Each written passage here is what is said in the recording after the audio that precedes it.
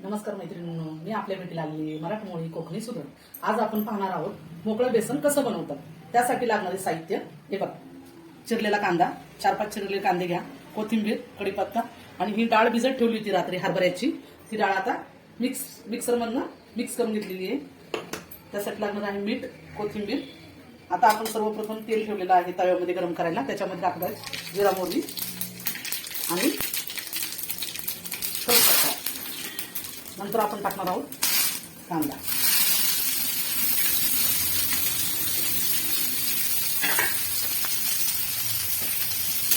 कांदा आता परतून घ्यायचा आहे. आता बघा, आणि गॅस थोडा बारीक करा, तोपर्यंत कांदा आपला परतायला ठेवूया. आता हे कसं बनवायचं त्याच्यासाठी तुम्हाला इथे दाखवत आहे, त्याप्रमाणे बनवून घ्या. 1 सेकंद ना.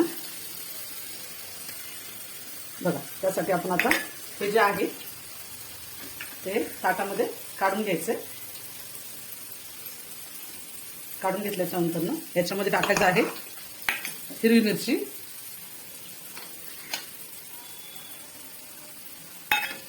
हिरवी मिरची टाकल्याच्या नंतर टाकायचं आहे चवीपुरतं मीठ, थोडी टाकायचं आहे हळद. हे सगळं मिक्स करून घ्या. मिक्स करून घेतल्याच्या नंतर ना हा आपला कांदा खूप आपल्याला भाजायचा नाहीये, थोडासा भाजून घ्यायचा आहे.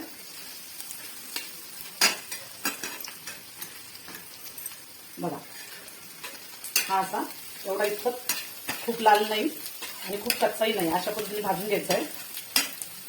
त्याच्यानंतर हे जे आहे वाटण डाळीचं ते याच्यावरती असं टाकायचं आहे. हे टाकल्याच्या नंतर ना बघा मी कसं टाकते ते त्या पद्धतीने टाका. टाकल्याच्या नंतर ना हा जो आपला कांदा जो साईडला जो आलेला आहे तो कांदा त्याच्यावरती असा टाकायचा आहे आपल्याला या पद्धतीने. हे झाल्याच्या नंतर ना आपण याला बारीक गॅस करून याच्यावरती झाकण ठेवणार आहोत परत. हे बघ, हे असं झाकण याच्यावर ठेवायचं आणि 10 मिनिटांनी हे झाकण काढायचं. नंतर ना ते परतून घ्यायचं छानपैकी. त्याच्यानंतर ना त्याच्यावरती कोथिंबीर टाकून सर्व करायचं. बघताय काय, या मग मोकळं बेसन आणि पोळी खायला घरच्या घरी. लय भारी. कशी वाटली आपली रेसिपी जरूर कळवा, कमेंट्स करा, फॉलो करा आणि शेअर करा, प्लस सबस्क्राईब करा. ओके.